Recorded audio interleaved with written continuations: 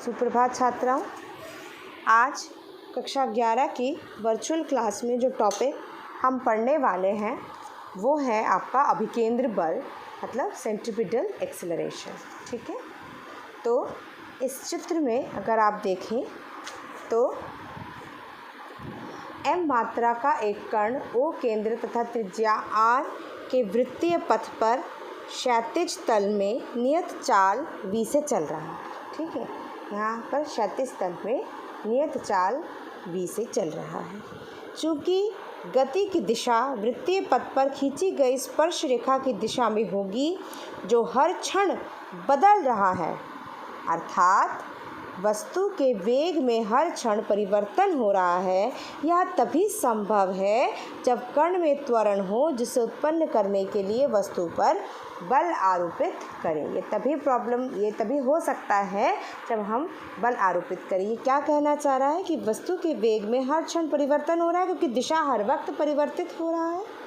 तो ये तभी हो सकता है जब कण में त्वरण हो, क्योंकि अगर आपका वेग बदल रहा है तो इसका मतलब आपका जो भी वो कण है वो त्वरित है। अब वेग तो आपके दिशा के साथ भी बदलता है, तो चूंकि दिशा के साथ आपका वेग बदल रहा है और अगर वेग बदल रहा है तो कण को हम त्वरित मानेंगे। तो त्वरण हो जिसे उत्पन्न करने के लिए हम क्या करेंगे, वस्तु पर बल आरोपित करेंगे। ठीक है, तो ये जो चित्र था, देखिए ये मेरा O सेंटर है, R रेडियस है, ये आपका P पॉइंट है। ठीक है, यहाँ पर डायरेक्ट V1 निकालने के लिए हमने क्या करा, ये इधर टेंजेंट खींचा। कल भी हमने स्पर्श रेखा खींची थी तो हमें V1 मिला था। और अब अगर वस्तु हमारा कहाँ है, Q पर आ गया है टाइम T2 पर, तो यहाँ से अगर हम स्पर्श रेखा खींचेंगे तो ये V2 की दिशा देगा। इन दोनों के बीच का कोण कितना है, डेल्टा थीटा। तो यही दोनों लाइन मैंने देखिए यहाँ पर बनाया है। ये मेरा V1 था, ये मेरा V2 था, ये इनके बीच का कोण डेल्टा थीटा है। तो ये V1 है, ये V2 है। ठीक है, तो इनका रिजल्टेंट कहाँ होगा, ये हमने किसमें सीखा है, ये हमने सीखा है आपके किसमें, जब हम वेक्टर्स कर रहे थे, सदिश अदिश राशियाँ कर रहे थे, तो इसका टॉप टू टो यहाँ से क्या आएगा, डेल्टा V2 माइनस V1। ठीक है, और V और V1 V2 इनका जो मान है वो V के बराबर है, बस इनकी दिशाएं अलग हैं। ठीक है, तो इसमें क्या है कि चित्र जो आपको दिया है इसमें इसके अनुसार T1 सेकेंड में जो कण है, कण P पर है तथा कण का वेग V1 बिंदु P पर खींची गई स्पर्श रेखा से आपको मिल रहा है। ठीक है, प्रदर्शित हो रहा है।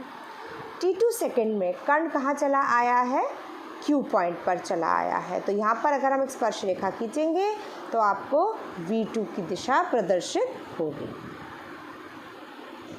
कण का रेखीय विस्थापन PQ जो है वो कितना है, डेल्टा x है। कितना है वो, डेल्टा x। कोणीय विस्थापन कितना होगा, POQ।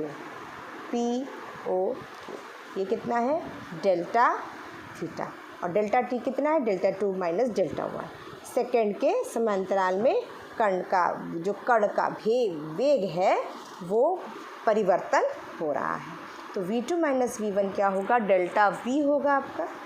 और इसमें अगर आप देखें तो इसी को मैंने यहाँ पर इस तरह से बनाया है, मैंने भी एक बार पहले भी आपको एक्सप्लेन किया था। तो VAB वेग V1 तथा AC वेग V2 से दिखाया गया है। वेग परिवर्तन डेल्टा V को V2 माइनस V1 को BC द्वारा आप प्रदर्शित किया गया है, एंगल BAC डेल्टा थीटा। यही चीज़ मैंने यहाँ पर और एक्सप्लेनेटरी रूप में बना दी है। ठीक है, डेल्टा T सेकेंड में वेग परिवर्तन कितना है, डेल्टा V है। 1 सेकेंड में वेग परिवर्तन क्या होगा, बटे डेल्टा T। तो ये कितना होता है, ये आपका त्वरण होता है। तो delta V over delta T आपका क्या हो गया, त्वरण आ गया। डेल्टा P क्या होता है, डेल्टा होता है आर्क अपॉन रेडियस। तो डेल्टा P क्या होगा हमारा, PQ बटे R। ठीक है, क्योंकि ये होता है चाप बटे त्रिज्या। चाप कितना है आपका, ये डेल्टा x है, ये हमने कल भी निकाला था। चाप कितना था, डेल्टा x अब बटे त्रिज्या r है। ठीक है, तो डेल्टा थीटा मेरा कितना है, डेल्टा वी ओवर वी। ये कहाँ से आया, ये मेरे यहाँ से आया है डेल्टा वी, क्योंकि वी ही मान हम रख सकते हैं। तो थीटा क्या होगा इसमें अगर देखें डेल्टा वी ओवर वी, ठीक है। यहाँ पर से देखें तो डेल्टा चाप बटे त्रिज्या, डेल्टा वी ओवर वी, ठीक है। तो ये मेरा डेल्टा थीटा सूत्र से आया। और अगर मैं पी क्यू के हिसाब से निकालूं तो ये आएगा डेल्टा एस, जो इसकी लीनियर दूरी है, ठीक है, और बटे आर इसकी त्रिज्या, ठीक है। ये दोनों अब बराबर हो गए क्योंकि दोनों ही डेल्टा थीटा का मान है। दोनों को हमने इस तरह से रख दिया। तो इससे मुझे डेल्टा वी का मान मिला। मैं वी को ऊपर लेके चली गई, नीचे था ऊपर लेके चली गई, वी बटे आर इंटू डेल्टा एक्स। समीकरण से ये मेरे को त्वरण, औसत त्वरण का मान मिला। कितना मिला, delta v over delta t, जो वी बटे r into delta x upon t आया, ठीक है। मैंने इस तरह से निकाला। अब इसी में से मैं ताक्षणिक त्वरण निकालूंगी, इसी वाले सूत्र को लूँगी और त्वरण निकालने के लिए इसमें लिमिट लगाऊंगी। कल भी मैंने आपको समझाया था, जब हम लिमिट लगाते हैं तब क्या होता है, डेल्टा बदल जाता है डी में, क्योंकि limit delta t tending to zero लगा रहे हैं, मतलब टी बहुत ही छोटा है, इतना सूक्ष्म है कि वो ऑलमोस्ट ज़ीरो के बराबर है, मतलब जो चेंज है वो बहुत छोटा है, तब हमारा डेल्टा कन्वर्ट हो जाता है डी में। तो D x upon D T हमारा कितना आ गया, वी, ताक्षणिक वेग आ गया। ताक्षणिक त्वरण कितना आ गया, ए डेल वी ओवर आर, और ये फिर से क्या बन गया, ये वी बन गया, तो वी स्क्वायर बटे आर।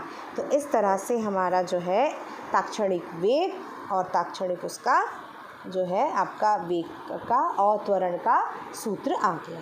चूँकि delta t tending to zero है, डेल्टा टी ज़ीरो को अप्रोच कर रहा है, तो और v1 और v2 जो है आपके वो संपाती होंगे और वेग परिवर्तन डेल्टा v सदिश v1 तथा v2 दोनों के लंबवत होगा। अतः त्वरण a भी v1 तथा v2 दोनों के लंबवत होगा। त्वरण भी क्या जाएगा, इन के लंबवत जाएगा। इससे स्पष्ट है कि ताक्षणिक त्वरण सदैव ताक्षणिक वेग के लंबवत होगा, जो सदैव वृत्तीय पथ की त्रिज्या के अनुदिश चलती है, ठीक है। हमने आपको दिखाया था कि वेलोसिटी कैसे चलती है, टेंजेंट के, तो इसी के आपके लंबवत परपेंडिकुलर, ये हमेशा टेंजेंट मतलब स्पर्श रेखा में चलती है, तो इसी के लंबवत कौन चलेगा, आपका त्वरण चलेगा, ठीक है। तो दिश केंद्र की ओर संकेत करेगा, अतः इस त्वरण को अभिकेंद्र त्वरण, क्योंकि ये केंद्र की तरफ शो कर रहा है, तो इसको हम क्या कहेंगे, अभिकेंद्र त्वरण कहेंगे, या त्रिज्य त्वरण, रेडियल एक्सेलरेशन भी कहेंगे, क्योंकि ये रेडियस की तरफ, सेंटर की तरफ आपका मान दिखा रहा है। अतः अभिकेंद्र त्वरण ए वी स्क्वायर बटे आर का मान तो स्थिर है, किंतु इसकी दिशा सदैव बदलती रहेगी, क्योंकि वृत्तीय पथ में हर क्षण आपकी दिशा बदलती है और बदलते रहने के कारण इसका त्वरण का मान जो है वो हर वक्त बदलेगा।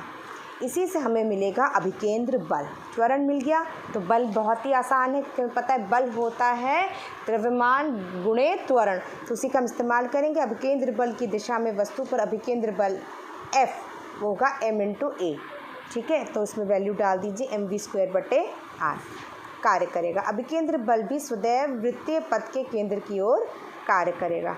अब अभिकेंद्र बल F जो होगा एम वी स्क्वायर बटे आर लगाइए, अभिकेंद्र त्वरण होगा v स्क्वायर अपॉन आर, ठीक है। तो अभिकेंद्र त्वरण तथा अभिकेंद्र बल के मान अचर होते हैं, ठीक है। इसका वैल्यू तो परिमाण है वो नहीं बदलता, बदलता कौन है, बदलता है इनकी दिशा। देखिए इनकी दिशा बदलती जा रही है, चाहे आप और इसको इधर माने, F3 माने, F1 माने, F2 माने, ये v की दिशा होगी और इसी के लंबवत आपकी एक्सेलरेशन की दिशा होगी। वही हमने बताया था, v की दिशा के लंबवत आपके एक्सेलरेशन की दिशा होगी। चित्रानुसार अभिकेंद्र बल F तथा अभिकेंद्र त्वरण A ताक्षणिक वेग के लंबवत वृत्त के केंद्र की ओर होंगे, इनकी दिशा सदैव परिवर्तनशील होगी। अब कोणीय वेग तथा आवृत्ति के पदों में अभिकेंद्र त्वरण को अगर हम दिखाना चाहें तो कैसे दिखाएंगे। अभिकेंद्र त्वरण ए होता है v square upon r, p होता है आर ओमेगा। ये सारे फॉर्मूलेज बस हम प्लेस करेंगे। ए में हम वी की जगह, इस वी की जगह आर ओमेगा रखेंगे, इसका स्क्वायर करेंगे तो इसका ये हो जाएगा आर स्क्वायर ओमेगा स्क्वायर बटे आर। एक आर से एक आर कटेगा, बटे बचेगा मेरे पास आर ओमेगा स्क्वायर। अब ओमेगा का वैल्यू होता है 2π/T, 1/T, n मतलब फ्रीक्वेंसी आवृत्ति के रूप में दिखाई जाती है। कल के ही सारे सूत्र इस्तेमाल कर रहे हैं तो 2πn हो जाएगा। अब इस समीकरण को यहाँ रखें तो ए होगा r इंटू 2πn का स्क्वायर, 2 2 4, पाई का स्क्वायर, n का स्क्वायर इंटू r।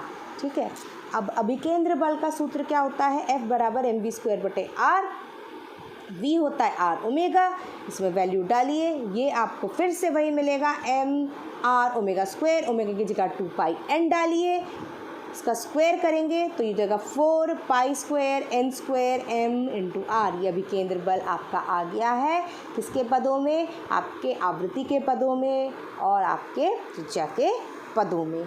ये आपका छोटा सा डेरिवेशन लेकिन आ सकता है। इसी के साथ साथ जो है हम दैनिक जीवन में सेंट्रीपिटल फोर्स का मतलब अभिकेंद्र बल के उदाहरण भी देखेंगे, जैसे कि चंद्रमा पृथ्वी के चारों ओर लगभग वृत्तीय पथ पर गति करता है, अतः पृथ्वी के चारों ओर परिक्रमा करने के लिए चंद्रमा को अभिकेंद्र बल की आवश्यकता होती है, जो पृथ्वी और चंद्रमा के बीच जो गुरुत्वाकर्षण बल होता है उसके द्वारा उसे प्राप्त होता है। इसी प्रकार सूर्य के परिक्रमा करने के लिए पृथ्वी को भी अभिकेंद्र बल की आवश्यकता होती है, जो पृथ्वी और सूर्य और पृथ्वी के आकर्षण बल द्वारा प्राप्त होता है। ठीक, कार को मोड़ पर गति करने के लिए अभिकेंद्र बल की आवश्यकता होगी, जो कार व सड़क के बीच घर्षण बल से प्राप्त होती है। टायरों के घिसे होने पर यह सड़क के गीले होने पर घर्षण बल कम हो जाती है, जिससे हमें आवश्यक अभिकेंद्र बल नहीं प्राप्त होता है। कार मुड़ने की जगह फिसलती है, जिससे कि एक्सीडेंट्स आपने सुने होंगे कि तीव्र मोड़ों पर एक्सीडेंट्स होते हैं। डोरी के एक सिरे पे किसी हल्की वस्तु को बांध के तथा डोरी के दूसरे सिरे को पकड़कर अगर हम जोर जोर से घुमाते हैं, या आपने कहाँ देखा है, जहाँ पर हमें खेतों में चिड़िया भगानी होती है वहाँ इस कार्य को हम काफ़ी बार करते हैं।